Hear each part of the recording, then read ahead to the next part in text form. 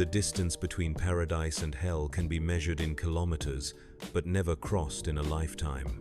On the hive world of Drestara, where 17 billion souls draw breath beneath a canopy of industrial smoke, the morning light arrives filtered through orbital mirrors, their surfaces polished to perfection by servitor crews that have known no other purpose for 3 centuries. In the highest reaches of the noble spires, that light falls golden and warm across marble floors that have never known the tread of common boots. Here, in chambers larger than entire hab blocks, Lady Kasara Vera opens her eyes to another day of absolute comfort, another day of perfect ignorance. The air she breathes has been purified 17 times before reaching her lungs. The water that fills her bath comes from glacial springs on a moon 2 systems away, shipped at a cost that could feed 1,000 families for a year. The silk that touches her skin was woven by artisans who went blind crafting its threads, their sacrifice measured in thread count and texture, never in human cost. Every morning, Kasara wakes to a world designed to shield her from the truth of what her existence demands. She is 23 years old, heir to House Vera, one of the 7 founding families that have ruled Drestara since the Great Crusade. Her bloodline traces back 12,000 years, each generation adding another layer of wealth, another degree of separation from the masses below. In her suite of rooms, 40 floors above the smog line, she owns more space than most citizens will ever see. Her wardrobe holds garments worth more than entire city districts. Her jewelry collection could purchase a battleship. Yet she has never thought to ask where the wealth comes from, what hands mine the metals, what backs bent to harvest the materials that make her comfort possible. The morning routine begins as it always does. Servitors, their faces blank with lobotomization, attend to her needs with mechanical precision. They dress her in robes that cost more than a worker's lifetime earnings. They arrange her hair with pins forged from rare metals extracted from mines where men die daily in cave-ins and toxic exposures.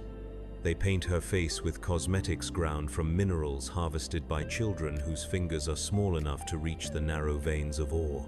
Each touch of luxury carries the weight of suffering she cannot see, will not acknowledge, has been trained never to consider. Breakfast arrives on silver platters carried by human servants whose silence has been purchased with their tongues. The food is exquisite beyond imagination. Fruits cultivated on agri-worlds where the soil is watered with the tears of indentured laborers. Meats from creatures raised in conditions of perfect comfort, fed on grains that could sustain populations. Bread baked from flour so refined that its production requires the labor of thousands, their lives measured in efficiency ratings and production quotas. Lady Kasara eats without thought, without gratitude, without recognition that every bite represents a choice made by others to feed her instead of themselves. The view from her window is magnificent. Above, the pale gold sky stretches endlessly, unmarked by the toxic clouds that shroud the lower levels. The orbital mirrors catch the light of Drestara's dying sun and reflect it down in gentle, warming rays that never touch the deeper hives. From her height, she can see the curves of the planet's horizon, the distant gleam of other noble spires, the clean architecture of the upper levels where her kind live in isolated splendor. What she cannot see, what the very design of her tower prevents her from seeing, is the foundation upon which all of this rests. Far below, beyond the sight of even the most powerful magnifiers, 17 billion human beings begin their own morning routines. They wake in darkness so complete that many have never seen natural light. They breathe air thick with industrial particulates that scar their lungs before their 10th birthday. They eat corpse starch formed from the recycled protein of their dead neighbors, seasoned with chemical additives that numb the taste of decay. They work 16-hour shifts in conditions that would kill a noble in minutes, their bodies expendable resources in a vast machine of production that exists solely to support the luxury above. These are the hands that mine the metals in Lady Kasara's jewelry. These are the backs that bend to harvest the materials for her clothing. These are the fingers that craft the goods she uses without thought, their skill and suffering translated into comfort she has never questioned. The distance between their world and hers is not merely physical. It is a chasm carved by design, maintained by doctrine, and justified by a faith that transforms exploitation into righteousness.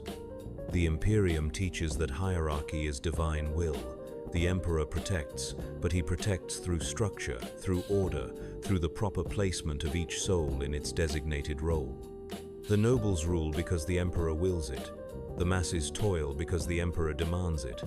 This is not cruelty but cosmic justice, not oppression but sacred duty. Every sermon reinforces this truth.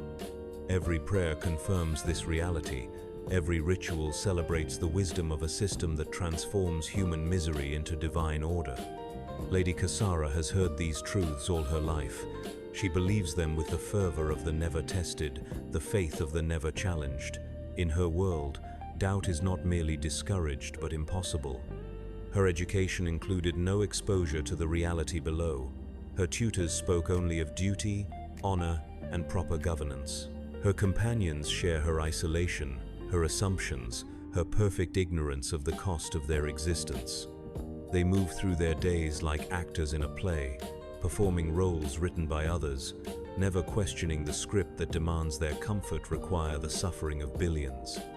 The morning schedule includes the usual pursuits, a lesson in household management that teaches her to calculate the proper number of servants per room but never mentions their wages or working conditions. A tutorial in artistic appreciation that explores the beauty of sculptures carved by artists who died of lung disease from stone dust. A briefing on family investments that discusses profit margins and production efficiency, but never the human cost of either. Each activity reinforces her distance from reality. Each lesson another layer of insulation between her consciousness and the truth of her situation. At noon, she joins her mother, Lady Celine Vera, for the daily ritual of correspondence. They sit in a chamber whose walls are lined with communications equipment worth more than most planetary governments can afford, reviewing messages from across the sector. Trade agreements that will increase their wealth by exploiting new populations. Marriage proposals that will expand their influence by joining their fortune to others built on similar foundations. Investment opportunities that promise returns measured in profit but paid in lives. They discuss these matters with the casual detachment of people deciding which wines to serve at dinner, their conversations flowing around human consequences like water around stone. The afternoon brings social obligations, tea with the wives and daughters of other noble houses, conversations that circle endlessly around matters of fashion, gossip, and social positioning. They discuss the latest trends in clothing, never mentioning the factories where children work 18-hour shifts to produce the fabrics. They gossip about scandals and alliances, never acknowledging the bribes and extortions that fund their lifestyles. They plan parties and celebrations, never considering the tithes and taxes extracted from starving populations to pay for their entertainment. These women are not evil. They are not consciously cruel. They are simply the products of a system designed to shield them from the consequences of their existence. Their kindness extends to their peers, their families, their immediate circle of concern. They donate generously to charitable causes that help other nobles in distress. They pray fervently for the Emperor's protection. They consider themselves good people, faithful servants of humanity's divine order. The tragedy is not their malice, but their ignorance, not their cruelty, but their blindness, not their hatred, but their perfect, cultivated inability to see. The evening approaches with the promise of another lavish dinner. The kitchens begin their preparations, a dance of culinary artistry that transforms raw materials into aesthetic perfection. Chefs trained in techniques passed down through generations work with ingredients gathered from across the galaxy. Each dish represents not merely food but statement, each course a declaration of wealth and refinement that distinguishes the noble houses from lesser mortals. The preparation alone requires the labor of hundreds, their skill and effort invested in creating a single night's entertainment for people who will consume it without thought. Lady Cassara retires to her chambers to prepare for the feast. Her servants attend to her with practiced efficiency, their movements choreographed by years of service, their silence enforced by training that transforms human beings into living furniture. They dress her in garments that shimmer with precious metals, adorn her with jewelry that catches the artificial light and throws it back in rainbow patterns, arrange her appearance to project the proper image of nobility and grace. She stands before mirrors that show her only what she wishes to see, reflection of beauty and privilege that reveals nothing of the cost required to maintain either. As the sun sets beyond the orbital mirrors, casting the noble spires in gentle twilight, the evening's entertainment begins. The great halls fill with the soft sound of conversation, the gentle tinkle of crystal, the muted music of trained performers whose talent has been purchased for the night. The air carries the scent of exotic flowers maintained in gardens, where the water alone costs more than most citizens earn in a lifetime. Everything is perfect, everything is beautiful, everything is designed to reinforce the illusion that such perfection is natural, deserved, and sustainable. But illusions, no matter how carefully maintained, can shatter with shocking suddenness. And on this particular evening, as Lady Cassara prepares to descend to dinner, the first crack appears in her perfect world. The house trembles, not violently, not dangerously, but with the subtle vibration of some distant disturbance. A sound like thunder rolls up from the depths of the hive, faint but persistent, carrying with it the suggestion of things breaking, systems failing, order disrupting. The servants pause in their duties, their augmetic ears detecting frequencies beyond human hearing. The house's defensive systems activate briefly, scanning for threats that do not materialize. Then silence returns, and the moment passes like a bad dream upon waking. Lady Cassara dismisses the disturbance with the ease of someone who has never faced real danger. Maintenance issues, perhaps. Construction accidents in the lower levels. Infrastructure problems that her family's engineers will resolve without her involvement or concern. She has no framework for understanding what that sound actually represented, no context for interpreting its significance, no reason to connect it to her own existence. The tremor might as well have occurred on another planet for all the impact it has on her evening plans. She descends to dinner, her mind already shifting to the social dynamics that await her. Which guests will attend, what conversations will unfold, which alliances might be strengthened or tested over the course of the meal. These are the challenges that occupy her intelligence, the problems that demand her attention, the concerns that define her reality. The suffering of billions remains as distant as the stars, as abstract as mathematical theories, as irrelevant as the weather on worlds she will never visit. The dining hall gleams with the light of 1,000 candles, each flame reflected in surfaces polished to mirror brightness. The long table stretches beneath a vaulted ceiling painted with scenes of imperial triumph, heroic images that transform conquest into glory, oppression into righteousness, exploitation into divine will. The assembled guests represent the finest of Drestara's noble society, men and women whose bloodlines reach back through millennia, whose wealth shapes the destiny of billions, whose decisions ripple through the galaxy like stones thrown into still water. They speak in voices trained to project authority, their words carrying the weight of absolute certainty. They discuss matters of trade and governance with the casual confidence of people who have never faced the consequences of being wrong. Their conversations flow around topics of galactic importance, decisions that will affect populations they will never meet, policies that will determine the fate of worlds they will never visit. Yet for all their power, for all their influence, they remain as ignorant of reality as children playing with toys they do not understand. The first course arrives with ceremony befitting a religious ritual. Servers move with practiced precision, their steps silent on carpets woven from the finest materials in the galaxy. Each plate represents hours of preparation, each arrangement a work of art created by masters of their craft. The food itself transcends mere sustenance, transformed into aesthetic experience that engages all the senses while nourishing the body. The cost of this single course could fund the food requirements of entire city districts, but such considerations do not enter the consciousness of those who consume it. Lady Kasara takes her place at the high table with the automatic grace of someone born to privilege. Her position reflects her family's status, her seat a throne that elevates her above even her noble peers. The conversation flows around her like music, familiar melodies of power and influence that she has heard all her life. She participates with the practiced ease of someone playing a role they have rehearsed since childhood, her words contributing to discussions whose consequences she cannot imagine, whose implications she has never been taught to consider. The topics range across the spectrum of noble concerns. Trade agreements with off-world partners that will increase their profits while exploiting new populations. Military contracts that will profit from conflicts they help to foment. Investment opportunities in mining operations that consume workers like fuel, their lives measured in production quotas rather than human worth. Each subject is discussed with the detached intellectualism of people analyzing abstract problems, their conversations divorced from the human cost of every decision they contemplate.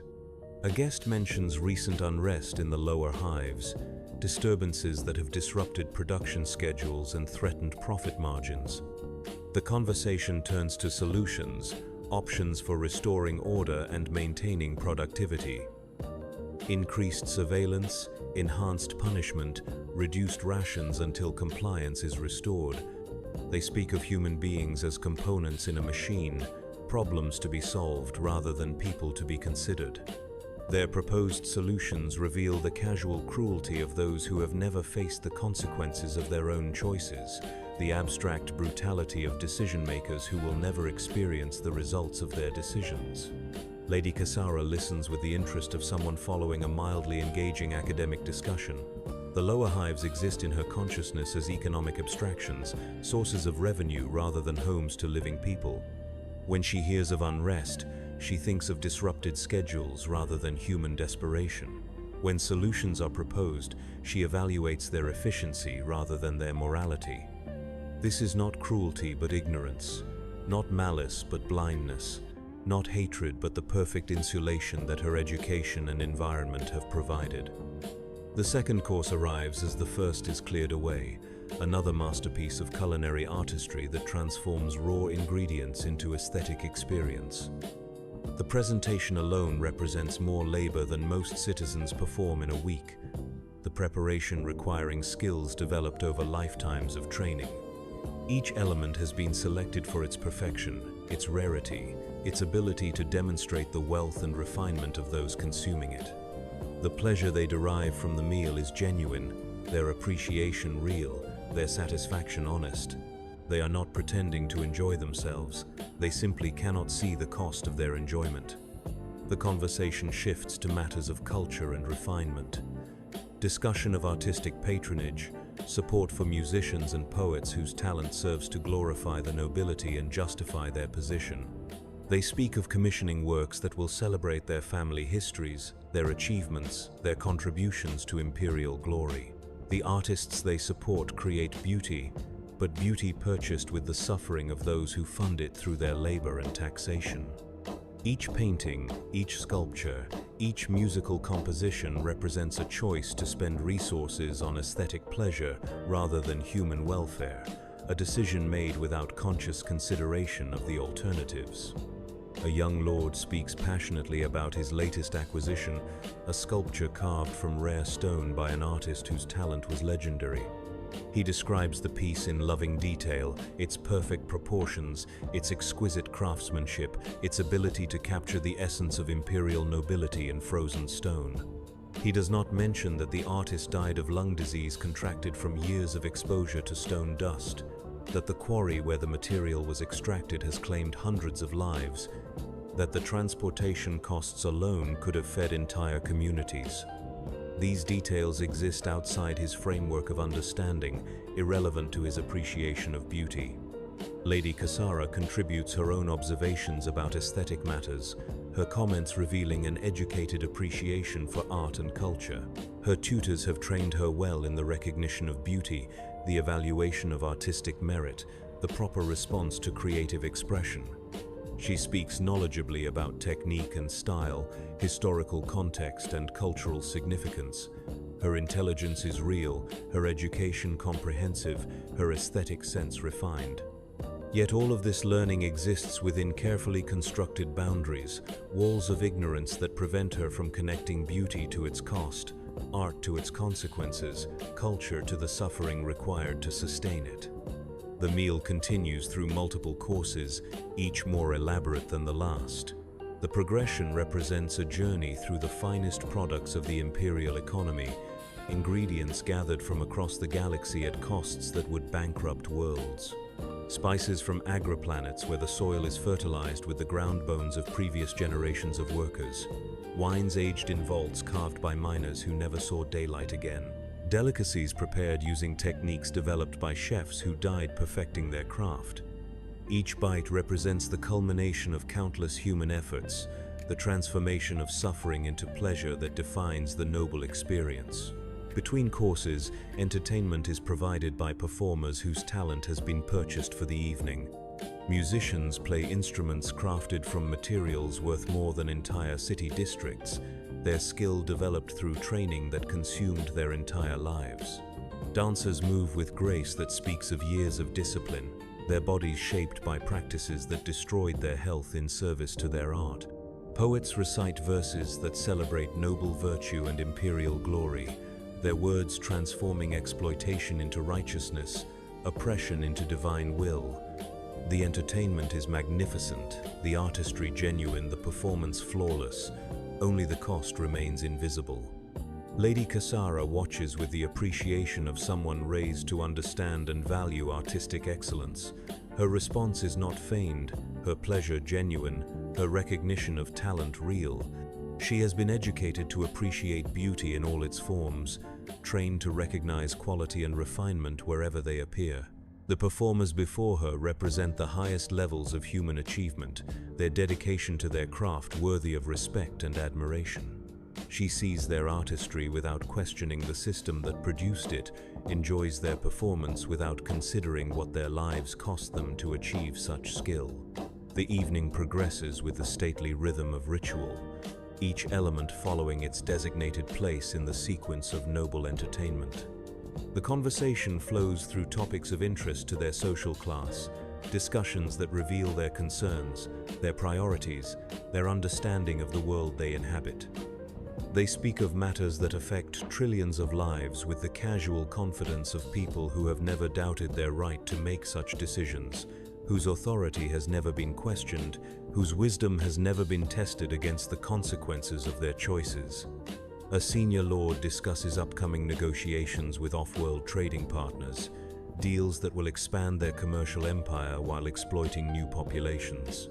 His analysis is sophisticated, his understanding of economic principles comprehensive, his strategic thinking impressive. He speaks of market forces and competitive advantages, profit margins and risk assessments, opportunity costs and strategic positioning. His expertise is genuine, his intelligence obvious, his competence unquestionable. Yet all of his knowledge exists within a framework that treats human beings as resources, populations as markets, suffering as an acceptable cost of business. The discussion reveals the machinery of exploitation that sustains noble wealth, the complex systems that transform human misery into comfortable existence. Trade agreements that give nobles exclusive access to products created by slave labor. Tax policies that extract wealth from the poorest while exempting the richest. Labor practices that treat workers as expendable components in production systems. Each element of the system has been refined over centuries, perfected through generations of experience, optimized to maximize the flow of wealth upward while minimizing the ability of those below to resist or escape. Lady Cassara participates in these conversations with growing confidence as the evening progresses. Her education has prepared her for this role. Her training provided her with the knowledge and skills necessary to take her place among the ruling class. She offers insights that reveal her intelligence, suggestions that demonstrate her understanding of complex issues, observations that show her growing grasp of the responsibilities that await her. Her contributions are welcomed, her opinions valued, her participation encouraged. She is fulfilling her destiny, growing into the role for which she was born, becoming the leader she was raised to be. Yet even as she demonstrates her competence, even as she proves her worthiness to inherit her family's position, she remains completely isolated from the reality of what that position demands. Her knowledge is comprehensive but bounded, her intelligence sharp but focused only on approved topics, her skills advanced but applied only within acceptable parameters. She has been raised to be an effective ruler without ever being allowed to see what she would be ruling, trained to make decisions without understanding their consequences, educated to wield power without recognizing its costs. The final courses arrive as the evening reaches its climax. Delicacies so rare and expensive that their consumption represents a gesture of pure extravagance. These are foods that exist solely to demonstrate wealth, ingredients that serve no purpose beyond their ability to prove that those consuming them can afford the impossible. The preparation alone requires techniques so complex that mastering them consumes entire lifetimes, skills so specialized that those who possess them become prisoners of their own expertise. Each bite represents the culmination of human suffering transformed into momentary pleasure, the ultimate expression of a system that values aristocratic enjoyment above human life. The conversation reaches its own climax as well, the participants emboldened by wine and success to speak more openly about their plans and ambitions. They discuss strategies for expanding their wealth, techniques for increasing their control over the populations that serve them, methods for ensuring that the current system remains stable and profitable. Their planning is meticulous, their understanding of power dynamics sophisticated, their grasp of human psychology impressive. They speak as conquerors planning campaigns, rulers designing systems of control, gods arranging the fates of mortals. Lady Cassara finds herself swept up in the excitement of these discussions, her own contributions becoming more bold and confident as the night progresses. She proposes refinements to taxation policies that would extract more wealth from the working populations while providing them with just enough hope to prevent despair from turning to revolt. She suggests modifications to the educational system that would produce more compliant workers, while identifying potential troublemakers for removal. She offers insights into the psychological techniques that could be used to make exploitation feel like privilege, oppression seem like protection. Her ideas are brilliant, her suggestions sophisticated, her understanding of human nature impressive. She demonstrates the intelligence and creativity that mark her as a true heir to her family's legacy, someone capable of not merely maintaining their position but expanding it. The other nobles respond with approval and admiration, recognizing in her the qualities that will make her a formidable leader, a worthy successor to generations of successful rulers. She has proven herself, earned her place, demonstrated her fitness to inherit power beyond the imagination of common mortals. As the evening draws to a close, as the final toasts are raised and the last course is consumed, Lady Cassara feels a sense of completion and satisfaction that goes beyond mere social success. She has participated in something larger than herself, contributed to discussions that will shape the future of worlds, proven her worthiness to inherit a legacy that stretches back through millennia. The evening has been perfect, the company stimulating, the conversation enlightening. She retires to her chambers with the contentment of someone who has found their place in the cosmic order, someone who has discovered their purpose and embraced their destiny. Yet as she prepares for sleep in her luxurious suite, as servants attend to her needs with mechanical precision, as the sounds of the celebration fade into the comfortable silence of the upper spires, she remains completely unaware that her perfect evening was funded by the suffering of billions, that her satisfaction was purchased with the despair of those she will never see, that her contentment requires the continued exploitation of populations whose existence she cannot imagine. Tomorrow will bring another day of comfort and privilege, another round of social obligations and political discussions, another opportunity to demonstrate her fitness for the role she was born to fulfill. She will wake in her perfect world, isolated from reality by barriers of wealth and ignorance, protected from truth by systems designed to shield her from the consequences of her existence. The distance between her paradise and the hell that sustains it will remain unmeasured and uncrossed, a chasm maintained by design, necessity, and the simple human capacity to see only what one wishes to see. But tomorrow, for the first time in her life, that distance will begin to collapse. The morning arrives with the same golden light, the same purified air, the same carefully orchestrated routine of luxury and comfort. Lady Cassara wakes refreshed and satisfied, her mind still glowing with the success of the previous evening, her confidence buoyed by the recognition she received from her peers. The day ahead promises more of the same pleasures and privileges, another opportunity to expand her understanding of the role she was born to play, another step toward the inheritance that awaits her. Her servants attend to her morning routine with their usual efficiency, their movements so practiced that they seem like extensions of her own will. They dress her in garments appropriate for the day's activities, arrange her appearance to project the proper image of noble grace and authority. The process feels as natural as breathing, as automatic as her heartbeat, as inevitable as the sunrise itself. She has never known any other way of beginning a day, never imagined that billions of people wake to darkness, cold, and the immediate pressure of survival. Breakfast arrives with its customary magnificence, each dish a masterpiece of culinary art designed to please not merely the palate but all the senses.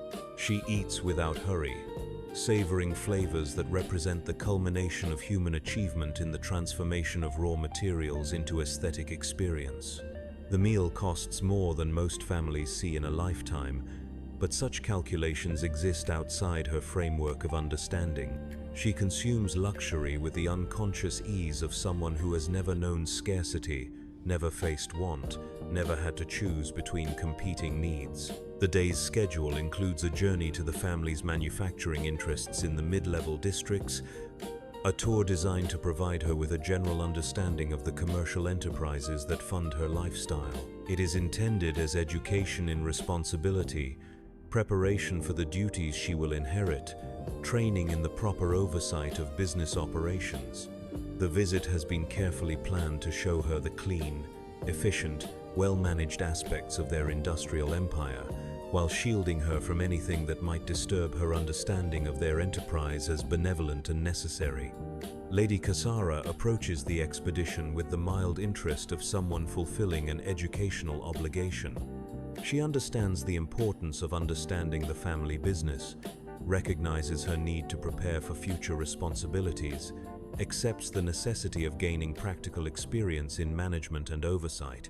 Yet her understanding of these necessities exists within the comfortable abstractions of her education, theoretical knowledge that has never been tested against practical reality, academic preparation that has never confronted the human cost of the systems she is learning to control. The air cab that carries her toward the mid-levels is a masterpiece of engineering and luxury, its hull polished to perfection, its interior appointed with materials worth more than entire city districts.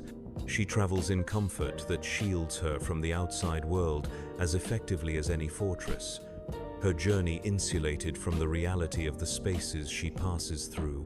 The vehicle's systems filter the air, regulate the temperature, control the lighting, and modulate the sound to maintain perfect conditions for her comfort. Even in transit, she remains isolated from the world that surrounds her. As the aircab descends through the levels of the hive, the view from her windows begins to change. The golden light of the upper reaches gives way to the filtered illumination of the mid-levels, where artificial lighting supplements the weakening natural light. The architecture becomes more utilitarian, less concerned with beauty than with function. The population density increases, the spacing between buildings decreases, the signs of wealth and privilege become less obvious. Yet even these changes remain abstract to her, scenery observed through armored transparisteel that maintains her separation from the reality outside. The manufacturing district represents the compromise between the necessity of production and the demands of noble sensibility. Here, The family's industrial operations are housed in facilities designed to minimize obvious ugliness while maximizing efficiency and profit. The buildings are clean by hive standards, the walkways maintained to reasonable levels of safety, the air filtration systems adequate to prevent immediate health hazards to visiting nobility. It is industry made palatable for noble consumption, production rendered acceptable for aristocratic oversight. Lady Kasara disembarks from her air cab with the confidence of someone entering familiar territory. The facility managers greet her with the deference appropriate to her station, their preparations obvious in every detail of the reception. They have spent weeks preparing for her visit, cleaning equipment that is normally left to accumulate grime, briefing workers on proper behavior in the presence of nobility, arranging tours that will show her exactly what they wish her to see, while concealing anything that might disturb her understanding of their operations. The tour begins in the administrative sections, clean and comfortable spaces where the business of management takes place in environments not too different from her own home. Here, she meets with supervisors and accountants, engineers and planners, the educated professionals who translate noble directives into operational reality. They speak her language, share her cultural references, understand her concerns and priorities. Their reports are comprehensive but carefully edited, their explanations detailed but diplomatically phrased, their presentations designed to inform without alarming. The production figures they show her are impressive, revenues that demonstrate the success of family policies and the competence of management oversight. The profit margins reveal the efficiency of their operations, the return on investment that justifies continued confidence in their methods. The growth projections suggest expanding opportunities, new markets to exploit, additional populations to incorporate into their commercial empire. Everything they show her confirms the righteousness of their enterprise, the necessity of their methods, the inevitability of their success. Lady Kasara reviews these materials with growing satisfaction, her confidence in the family business reinforced by evidence of its prosperity and efficiency. She asks intelligent questions that reveal her understanding of business principles, offers observations that demonstrate her grasp of strategic thinking, provides suggestions that show her readiness to assume greater responsibility.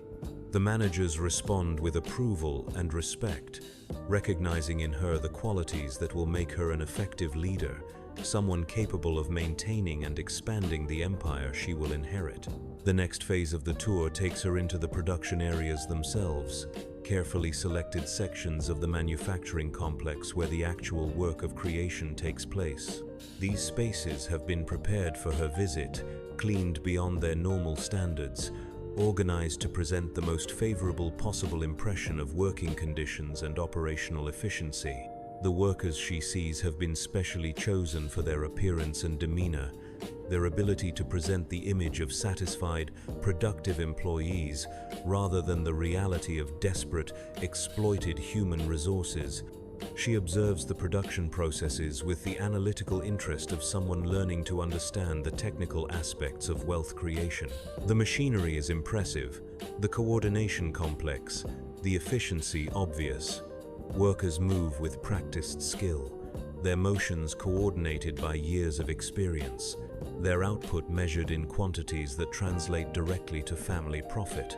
She sees the transformation of raw materials into finished goods, the application of human labor to the creation of products that will generate the wealth that sustains her lifestyle. It all appears clean, efficient, and morally neutral.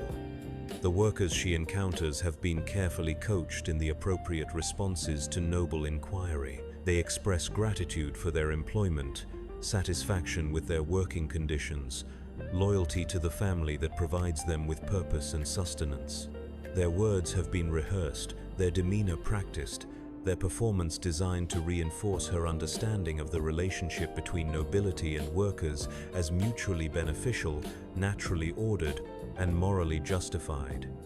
She sees what she has been prepared to see, hears what she has been trained to expect, understands what she has been educated to comprehend. Lady Cassara engages with these workers with the benevolent interest of someone fulfilling their obligation to show concern for those under their authority. She asks about their welfare, their satisfaction, their appreciation for the opportunities provided by family enterprise. Their responses confirm her understanding of herself as a benevolent ruler, someone whose wealth serves the greater good by providing employment and structure to those who would otherwise lack purpose and direction. The interaction leaves her feeling satisfied with her role, confident in her righteousness, secure in her understanding of the natural order. As the tour progresses through additional sections of the facility, her exposure to the reality of production remains carefully controlled and edited. She sees the aspects of manufacturing that can be presented as noble and necessary, the elements of industrial process that support her understanding of family enterprise as beneficial and righteous. The managers explain each process in terms that emphasize efficiency and necessity, productivity and profit, success and growth. Their language transforms exploitation into opportunity, suffering into service, desperation into dedication. The technical aspects of production fascinate her, the complexity and coordination required to transform raw materials into finished products. She begins to understand the scale of the operations that fund her lifestyle, the intricate systems that generate the wealth she has always taken for granted. Her questions become more sophisticated as her understanding grows, her interest more genuine as she recognizes the impressive achievement that these facilities represent. She starts to feel a sense of pride in the family enterprise, satisfaction in the efficiency and success of the operations she will one day inherit. Yet even as her knowledge expands, even as her understanding deepens, she remains completely insulated from the human cost of the efficiency she admires, the suffering that underlies the success she celebrates, the desperation that drives the productivity she praises. The tour has been designed to educate her about business operations while protecting her from moral complications, to increase her competence while preserving her innocence, to prepare her for leadership while maintaining her ignorance of what that leadership demands. The final section of the tour takes her through quality control and shipping operations, where the finished products of family enterprise are prepared for distribution to markets across the sector. Here, she sees the culmination of the production process, goods ready to be transformed into the wealth that sustains her existence. The efficiency is impressive, the organization sophisticated, the scale massive. Products flow through systems designed to maximize speed while ensuring quality, their movement coordinated by logistical planning that spans multiple star systems. The managers explain the complexity of distribution networks that carry family products to markets across the galaxy, trading relationships that span centuries, commercial agreements that shape the destiny of entire worlds. She begins to understand the true scope of family influence, the extent to which their decisions affect populations she will never see, the degree to which their wealth depends on systems that touch billions of lives. Yet this understanding remains abstract, theoretical, divorced from the human consequences of the power she is learning to wield. As the tour concludes, as she prepares to return to the comfort and familiarity of the upper spires, Lady Cassara feels a sense of accomplishment and satisfaction. She has fulfilled her educational obligation, expanded her understanding of family business, demonstrated her readiness to assume greater responsibility. The visit has been successful, informative, and appropriate to her station. She returns to her air cab with confidence in the righteousness of family enterprise, pride in the efficiency of their operations, and satisfaction in her own growing competence as a future leader. The air cab rises through the levels of the hive, carrying her back toward the golden light and purified air of the noble districts. The journey takes her through the same transitional zones she observed during her descent, but now she sees them with the confidence of someone who understands their place in the greater system, someone who recognizes their necessity and accepts their inevitability. The changes in architecture, population density, and general condition no longer seem like mere scenery, but like evidence of the natural order, the proper arrangement of society according to divine will and practical necessity. But as the air cab climbs toward the safety of the upper reaches, as Lady Cassara settles back into her cushioned seat with the satisfaction of educational duty fulfilled, the perfect machinery of her insulation encounters an imperfection so small, so seemingly insignificant, that it passes almost unnoticed.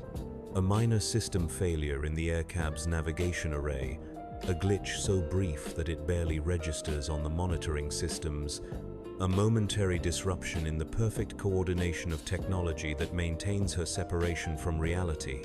The failure lasts less than 30 seconds. The backup systems engage immediately.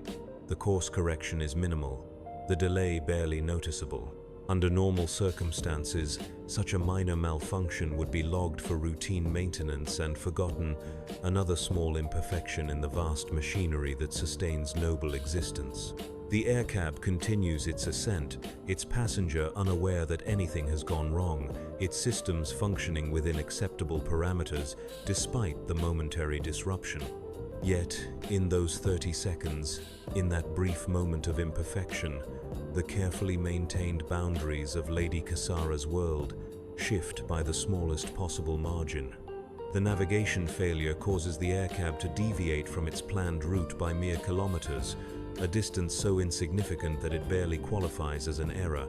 The backup systems correct the deviation almost immediately, returning the vehicle to its proper trajectory with mechanical precision. The delay in arrival will be measured in minutes, the inconvenience minimal, the impact on her schedule negligible. But those kilometers of deviation carry the air cab over a section of the hive that was never meant to be seen by noble eyes, areas that exist outside the carefully planned routes that shield aristocracy from uncomfortable realities. Through the filtered transparistile of her window, Lady Cassara glimpses spaces that do not appear on any tour, populations that were never meant to encounter her gaze, conditions that exist beyond the boundaries of acceptable noble knowledge. The view lasts only moments before the navigation systems restore the proper course. But in those moments, she sees things that her education never prepared her to witness, realities that her comfortable assumptions cannot easily absorb. Hab blocks so crowded that human beings live stacked like cargo, their windows dark with the grime of centuries, their structures sagging under the weight of desperate overpopulation. Manufacturing facilities where the air itself seems to writhe with toxic particulates, where the machinery operates without the safety measures she observed during her carefully orchestrated tour. She sees workers moving through conditions that would kill her in minutes, their bodies adapted by generations of exposure to environments that destroy human health, as surely as weapons destroy human life. Children who should be receiving education instead tend to machines that tower over them like predatory beasts, their small fingers valuable for reaching spaces where adult hands cannot go. Women bent double under loads that exceed their physical capacity, their backs permanently curved by labors that transform their bodies into tools for the creation of wealth they will never touch.